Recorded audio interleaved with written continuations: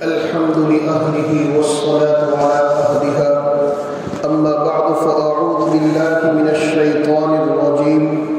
بسم الله الرحمن الرحيم النبي أولى بالمؤمنين من أنفسهم وأزواجه أمهاتهم صدق الله العظيم اللهم صل على سيدنا ومولانا محمد وبارك وسلم. محترم بزرگوں، اس سے پہلے کی مجلس میں نے اس بات کو ذکر کیا تھا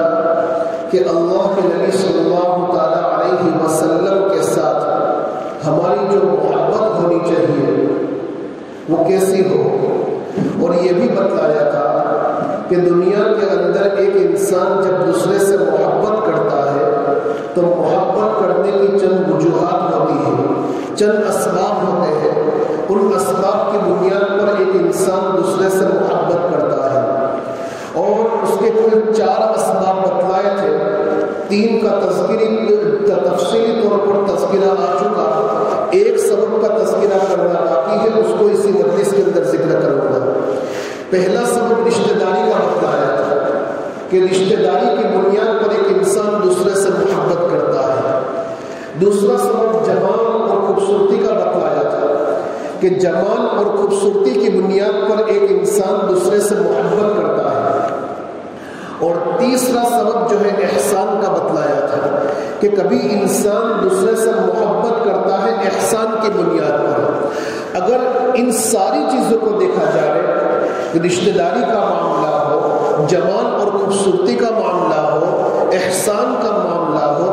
یہ ساری چیزیں اللہ کے نبی علیہ السلام میں بدرجہ اتم یعنی مکمل طور پر پائی جاتی ہے. اس لیے اللہ کے نبی صلی اللہ تعالی علیہ وسلم سب سے زیادہ حقدار ہے اس بات کے کہ ان ساری چیزوں کی بنیاد پر آپ سے محبت کی جائے. اور محبت کا ایک آخری سبب میں نے آپ کے سامنے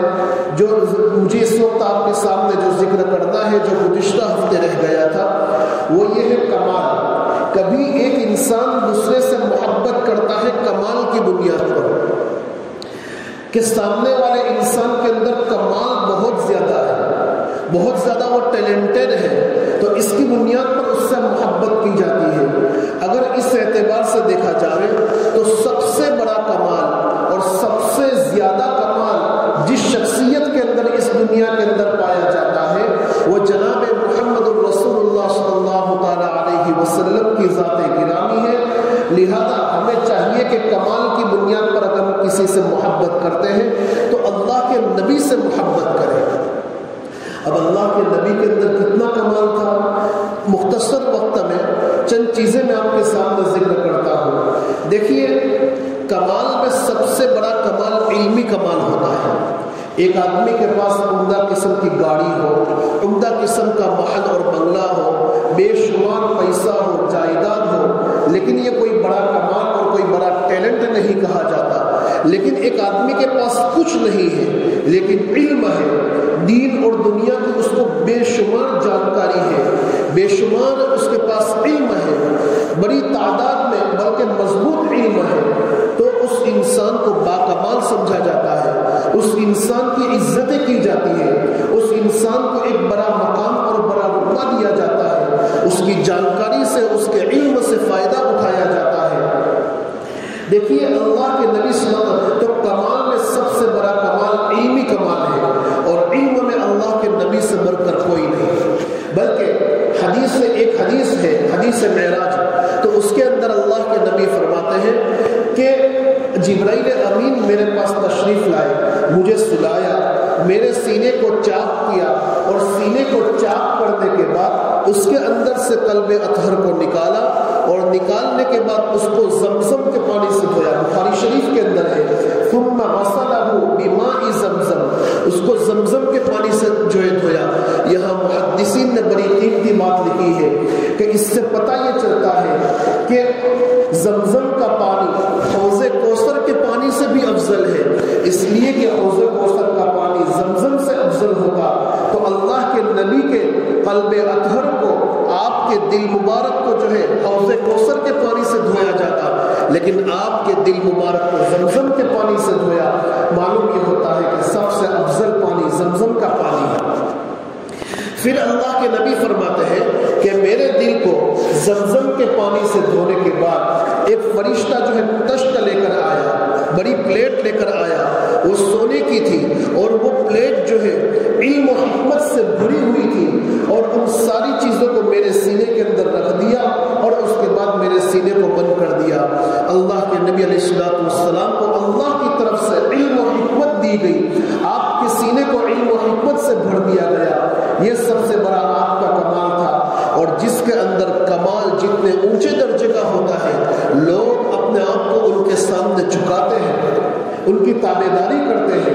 حضرت علی رضی اللہ تعالیٰ عنہ فرماتے ہیں کہ میں ایک مرتبہ مکہ کے اطراف میں اللہ کے نبی کے ساتھ چل رہا تھا، میں نے دیکھا کہ پہاڑ بھی آپ کو سجدہ کر رہے ہیں اور آپ کو سلام کر رہے ہیں، شجر و حجر، پتھر وغیرہ ساری چیزیں آپ کو سلام کر رہی ہے، آپ کی طرف جھک رہی ہے۔ بلکہ روایت کے اندر ہے کہ آپ جب چھوٹے تھے اور آپ کے چچا ابو طالب کے پاس رہتے تھے، تو ابو طالب جو ہے شام کے سفر میں تجارت کے عنوان سے گئے، تو اللہ کے نبی علیہ الصلوۃ والسلام کو کبھی اپنے سے جدا نہیں کرتے تھے، آپ علیہ الصلوۃ والسلام سے بڑی محبت تھی ان کو اپنے ساتھ لے کر گئے، اللہ کے نبی کو اپنے ساتھ لے کر گئے۔ راستے میں ایک جگہ پر بحیرہ راہب نامی ایک نصرانی، ایک اللہ کا عبادت گزار بندہ تھا، اس نے دیکھا کہ سارے درخت جھک رہے ہیں، سارے درخت سجدہ کر رہے ہیں، معلوم یہ ہوتا ہے کہ جو قافلہ آ رہا ہے اس کے اندر کوئی پیغمبر ہے، اس لیے کہ کبھی بھی درخت پیغمبر کے علاوہ کسی کے سامنے نہیں جھکتے۔ چنانچہ وہ قافلے کے اندر داخل ہوا، اب اس کا مجاز نہیں تھا کہ کسی قافلے کے اندر داخل ہو، لیکن خلاف مجاز اس قافلے کے اندر داخل ہوا، اور سارے لوگوں کے درمیان سے اللہ کے نبی کو نشانی کے ذریعے، چونکہ وہ تو توریت کا انجیل کا عالم تھا، اس نے اللہ کے نبی کی نشانیاں پڑھ رکھی تھی، ان نشانیوں کی بنیاد پر اللہ کے نبی کو پہچان لیا کہ یہی محمد عربی ہے۔ پھر اس نے قافلے والوں کی دعوت کی، دعوت کے بعد جب کھانے کے لیے سب کو بلایا گیا تو اس وقت اللہ کے نبی علیہ الصلوۃ والسلام بکریاں چرانے کے لیے تشریف لے گئے تھے۔ جب اللہ کے نبی تشریف لائے تو قافلہ جس جگہ پر رکا ہوا تھا وہ ایک درخت کے سائے میں رکا ہوا تھا، اور درخت کے سارے سائے کو جو ہے اس قافلے والوں نے گھیر لیا تھا۔ اب اللہ کے نبی کو سائے کے اندر ٹھہرنے کے لیے کوئی جگہ نہیں تھی، تو اللہ کے نبی علیہ الصلوۃ والسلام قافلے سے ایک دوسری سائڈ جا کر کھڑے ہو گئے، ایک دوسری جانب جا کر کھڑے ہو گئے، تو اسی وقت ایک درخت کی ٹہنی جو ہے اپنی جگہ سے ہٹ کر اللہ کے نبی کی طرف ہو گئی اور اللہ کے نبی پر سایہ کرنے لگی۔ تو اس نصرانی نے کہا کہ کوئی بھی درخت کی ٹہنی اللہ کے نبی کے علاوہ کسی کے سامنے جو ہے مڑ کر جو ہے ان پر جو ہے سایہ نہیں کرتی، یہ اس بات کی علامت ہے کہ یہ جو ہے آخری پیغمبر ہے، اور ساری نشانیاں ان کے اندر موجود ہیں۔ تو یہ کمال تھا کہ جب آپ چلتے تھے بادل آپ کے اوپر سایہ کرتے تھے، درخت آپ کو جو ہے سایہ دیتا تھا، یہ شجر و حجر آپ کو سلام کرتے، آپ کے سامنے جھکتے، یہ آپ کا علم، آپ کا جو ہے بہت بڑا کمال تھا۔ مسجد نبوی کے اندر ایک ستون تھا جس کو اسطوانہ حمدانہ کہا جاتا ہے، جو مسجد نبوی میں گئے ہیں انہوں نے اس ستون کو دیکھا ہوگا، تو فرماتے ہیں کہ اللہ کے نبی علیہ الصلوۃ والسلام پہلے اس ستون کو ٹیپ لگا کر جو ہے خطبہ دیا کرتے تھے، لوگوں کو نصیحت فرمایا کرتے تھے۔ جب آپ کے لیے مستقل طور پر ممبر بنا دیا گیا تو پھر آپ وہاں تشریف لے گئے اور وہاں جا کر لوگوں کو خطبہ دینے لگے، لوگوں کو نصیحت کرنے لگے۔ تو آپ کی جدائیگی میں وہ کھجور کا تنا جس سے ٹیپ لگا کر آپ علیہ الصلوۃ والسلام لوگوں کو وعظ اور نصیحت فرمایا کرتے تھے، وہ چیخنے لگا، چلانے لگا، رونے لگا۔ آپ علیہ الصلوۃ والسلام اپنے ممبر سے اترے اور وہاں جا کر اس کو سینے سے لگایا۔ آپ دیکھیے کہ آپ کی جدائیگی کا غم صرف انسان کو نہیں بلکہ ایک ایسی مخلوق جس کے اندر جان نہیں ہے، عقل اور شعور نہیں ہے، اس کو بھی ہو رہا ہے، یہ آپ کا کمال ہے۔ صلح حدیبیہ کا موقع ہے، حدیبیہ کے موقع پر جو ہے پانی بہت کم ہو گیا، لوگوں کو ضرورت تھی پینے کے لیے پانی کی ضرورت تھی، وضو کرنے کے لیے پانی کی ضرورت تھی، اور پانی کا انتظام نہیں تھا۔ ایک کٹورے کے اندر، ایک پیالے کے اندر آپ علیہ الصلوۃ والسلام کے پاس پانی لایا گیا۔ آپ علیہ الصلوۃ والسلام نے اپنی انگلیاں مبارک اس طریقے سے اس میں ڈبو دی، تو جس کی بنیاد پر اس میں چشمے کی طرح پانی ابلنے لگا۔ سارے صحابہ نے خوب جم کر پانی پیا، وضو کیا اور اپنے توشے دانوں کو بھر لیا۔ یہ علمی کمال، یہ آپ علیہ الصلوۃ والسلام کا کمال۔ تو ایسے عظیم معجزات کا ظاہر ہونا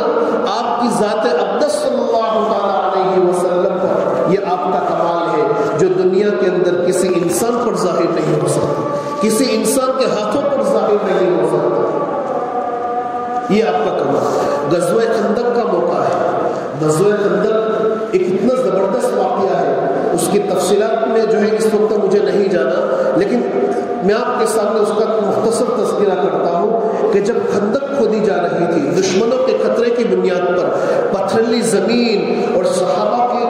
غربت کا زمانہ چل رہا تھا، بے انتہا غربت کا زمانہ، کسی کے پاس کھانا نہیں تھا، لیکن لوگ دین کی حفاظت کے خاطر صبح سے شام تک سخت ترین پتھریلی زمین میں جو ہے اپنے آپ کو صرف دین کی حفاظت کے خاطر لگائے ہوئے ہیں۔ سارے لوگ بھوکے، کسی کے پیٹ پر ایک پتھر بندھا ہے، اللہ کے نبی کے پیٹ پر دو پتھر بندھے۔ یہ اللہ کے نبی کا عالم تھا۔ میرے بھائیوں، جس شخصیت کے صدقے میں آج مجھ کو اور آپ کو ایمان ملا ہے، ذرا ان کی حالات کو پڑھیے۔ ان کے گھر میں کھانے کے لیے ایک لقمہ نہیں تھا، 2 مہینے تک آپ کے گھر میں چولہا نہیں جلتا تھا۔ مزار اقدس صلی اللہ تعالی علیہ وسلم پر جب اللہ حاضری کا موقع دے تو اس وقت ذرا یہ تصور کرنا، آج کل تو وہاں ویڈیوگرافی، فوٹوگرافی ہوتی ہے اور لوگ وہاں سیلفی وغیرہ نکلواتے ہیں جو سراسر ناجائز اور حرام کام ہے، لیکن اللہ تعالیٰ اگر آپ کو حرمین شریفین کی زیارت نصیب فرمائے اور آپ مزار اقدس صلی اللہ علیہ وسلم کے سامنے پہنچو تو ذرا یہ تصور کرنا کہ یہی وہ حجرہ ہے، یہی وہ کمرہ ہے جس کے اندر میرے خاطر 2 مہینے تک چولہا نہیں جلا۔ کیا صورتحال ہوگی؟ اور آج اس نبی کی سنت کا مذاق اڑاتے ہوئے، اس نبی کی سنت کا جنازہ نکلتے ہوئے جو ہے ہماری پیشانی پر بل تک نہیں آتا۔ یاد رکھو، میرے نبی کی آنکھوں کی ٹھنڈک ڈھول بجانے میں نہیں ہے، ناچنے میں نہیں ہے، میرے نبی کی آنکھوں کی ٹھنڈک تو نماز میں ہے۔ میرے نبی کی آنکھوں کی ٹھنڈک یہ نماز کے اندر ہے۔ نماز چھوڑ کر نماز فجر میں اپنے بستر پر پڑے رہنا، یاد رکھنا کل میدان قیامت کے اندر اللہ کے سامنے اللہ نے یہ جو طاقت دی ہے اس کا جواب دینا پڑے گا۔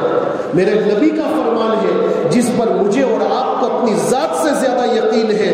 کہ اللہ کے نبی نے فرمایا کہ کل میدان قیامت میں کسی انسان کے قدم اپنی جگہ سے ہٹ نہیں سکتے جب تک کہ اس کو 5 چیزوں سے متعلق سوال نہ کر لیا جائے۔ اس میں سے ایک چیز یہ ہے کہ اللہ نے جو جوانی دی ہے، جو جوانی کی طاقت و قوت دی ہے، اس کو کہاں استعمال کیا؟ آج اللہ نے جوانی دی ہے، نماز فجر میں سوئے مت رہو، بلکہ اللہ نے موقع دیا ہے آج اس کی قدر کر کے مسجد کو آباد کرنے کی فکر کرو، ورنہ کل ایک موقع یہ آئے گا کہ کل اپنے گھر سے نکلنے کی بھی محتاج ہو جاؤ۔ آج اللہ نے جو موقع دیا ہے اس کی قدر کر لو۔ تو بہرحال میں یہ کہہ رہا تھا کہ غزوہ خندق کے موقع پر اللہ کے نبی کے پیٹ پر بھی پتھر بندھے ہوئے تھے، بھوک کا سخت ترین عالم تھا۔ حضرت جابر رضی اللہ تعالیٰ فرماتے ہیں کہ مجھ سے یہ برداشت نہیں ہو سکا، اللہ کے نبی بھوکے ہیں، امام الانبیاء بھوکے ہیں جن کے صدقے میں ہمیں ایمان نصیب ہوا۔ وہ فرماتے ہیں کہ میں گھر پر گیا،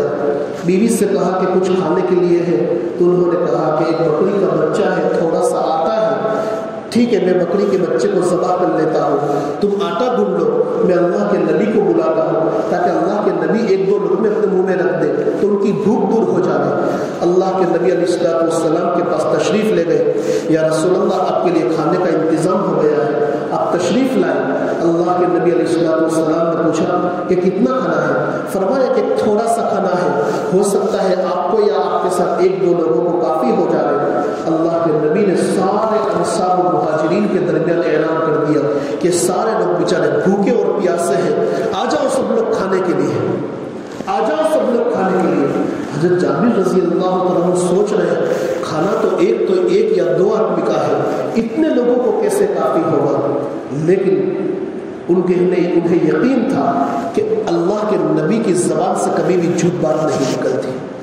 جو لسان نبوت سے نکلتا ہے وہ صرف اللہ کے نبی کے کلمات نہیں ہوتے بلکہ اللہ کی طرف سے ہوتے ہیں۔ جس اللہ نے اپنے نبی کی زبان پر صحابہ کے درمیان یہ کلمات جاری کروائے ہیں کہ آ جاؤ کھانے کے لیے، وہی اللہ اس کے اندر برکت دے گا، وہ اللہ یہ کھانا لوگوں کے لیے کافی کر دے گا۔ سارے انصار اور سارے مہاجرین آئے، سارے لوگوں نے پیٹ بھر کر 2 آدمیوں کا کھانا کھایا، 2 آدمیوں کا کھانا سارے لوگوں نے پیٹ بھر کر کھایا، اور پھر وہ کھانا ویسا کا بالکل ویسا کا جو کہ تم ہی باقی رہا، اس میں ذرا کمی نہیں ہوئی۔ یہ اللہ کے نبی صلی اللہ علیہ وسلم کا کمال تھا۔ لہذا اگر ہم کسی سے ان کے کمال کی بنیاد پر، ان کے ٹیلنٹ کی بنیاد پر محبت کرتے ہیں تو اللہ کے نبی صلی اللہ علیہ وسلم کی ذات گرامی سب سے زیادہ حقدار ہے کہ ان سے محبت کی جائے، کہ اللہ کے نبی سے بڑھ کر کسی کا کمال نہیں۔ تو یہ 4 سبب جو گزشتہ ہفتے 3 سبب کا تذکرہ کیا تھا، ایک تو قربت رشتہ داری کہ اللہ کے نبی سے ہماری رشتہ داری بہت زیادہ قریب کی ہے، دوسرا سبب کہ خوبصورتی، اللہ کے نبی کے اندر سب سے زیادہ خوبصورتی پائی جاتی ہے، اور تیسرا سبب احسان کا تذکرہ کیا تھا۔ احسان کے متعلق یہ بھی بتلا دوں کہ اللہ کے نبی صلی اللہ علیہ وسلم کا جو احسان ہمارے ساتھ ہے صرف دنیا کے اندر نہیں بلکہ جہاں دنیا کے اندر اللہ کے نبی کا احسان ہے کہ اللہ کے نبی علیہ السلام ہمارے خاطر بھوکے رہے، پیاسے رہے، روتے رہے، گراتے رہے۔ اللہ کے نبی علیہ السلام نے مال و دولت اور ساری چیزوں کو صرف اس امت کے خاطر ٹھکرا دیا۔ جب اللہ کے نبی کا احسان دنیا کے اندر ہمارے ساتھ ہے، کل میدان آخرت میں بھی اللہ کے نبی کا احسان ہمارے ساتھ ہوگا۔ اللہ کے نبی کا احسان کل میدان قیامت میں ہمارے ساتھ کیسے ہوگا؟ سارے جو ہے سورج بالکل سر پر ہوگا،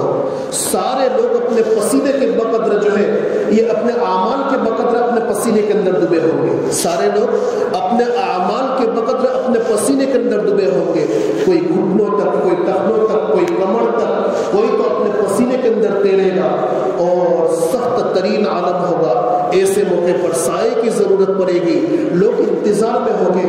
کہ اللہ جلدی سے حساب و کتاب شروع کر دے، نہ معلوم میرا کیا ہوگا۔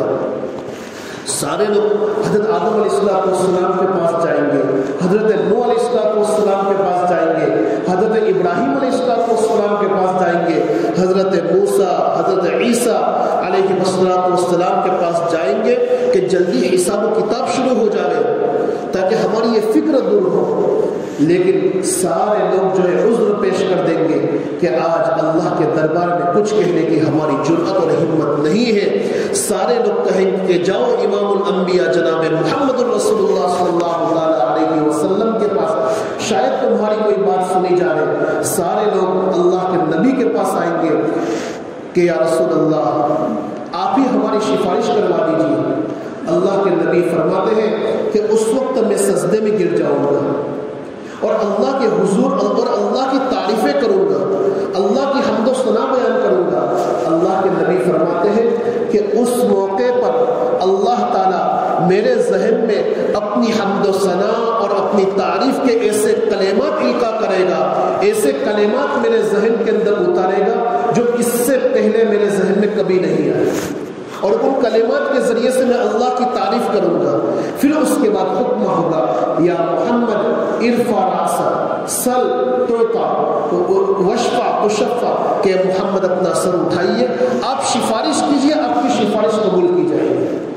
اور اللہ کے نبی کی فرمائش پر حساب و کتاب شروع ہوگا۔ پھر اللہ تعالیٰ آپ کو اجازت دیں گے کہ آپ اپنی امت میں سے جتنے لوگوں کو چاہے جہنم سے آزاد کرا کر، جن پر جہنم واجب ہو چکی ہے انہیں جہنم سے آزاد کرا کر جو ہے جنت کے اندر لے جائیں۔ میرے بھائی آپ اندازہ لگائیے کہ ایک عالم کل میدان قیامت کا سب سے دردناک عالم جہاں ہر ایک کو نفسی نفسی کہ میرا کیا ہوگا، وہیں پر یہ آواز کہ امتی کہ اس میری امت کا کیا ہوگا۔ تو اللہ کے نبی کی سفارش پر ہمیں کامیابی نصیب ہوگی. جہاں دنیا میں آپ کا احسان، آخرت میں بھی آپ کے احسان سے ہمیں کامیابی ملے گی. ایسا نبی اللہ نے ہمیں عطا فرمایا ہے. یہ محبت کے 4 اسباب ہیں، اللہ کے نبی کے اندر سب سے زیادہ پائے جاتے ہیں. لہذا ہم تمام کو چاہیے کہ ان 4 وجوہات کی بنیاد پر اگر ہم کسی سے محبت کرتے ہیں، اللہ کے نبی سے محبت کریں اور اللہ کے نبی کے طریقوں پر عمل کریں. اللہ تعالیٰ اپنی محبوبیت بھی عطا فرمائے گا اور مغفرت کا پروانہ بھی عطا کرے گا. یحببکم اللہ ویغفر لکم ذنوبکم. اللہ تبارک